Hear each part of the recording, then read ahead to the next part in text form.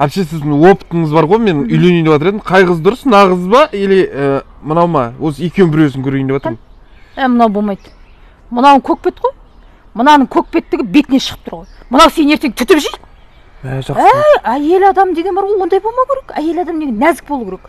Күйеуіне ей деп сөйлемеу керек. Дұрыс айтасыз. Ей демеу керек. Отағасы, ләппай, жаным не керек, жаныңа не керек деп тұру керек. Ата-енесіне қарау керек, баласына қарау керек айналайын. Үйде зыр жүгіріп жүріп, далада әшейін әңгіме айтып отыруға болмайды әйел адамға.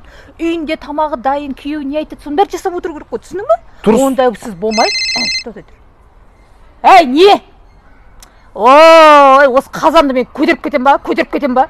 Жылтып жей берсеңдерші тамақтарыңды. Мен болмаса өлесіңдер сендер. Кім вообще? Күйеуім ғой, күйеуім. Бара жатырмын. Сондай қыстап. Әңгімесі ауылдың, шеңешемнің мінезі, ағайын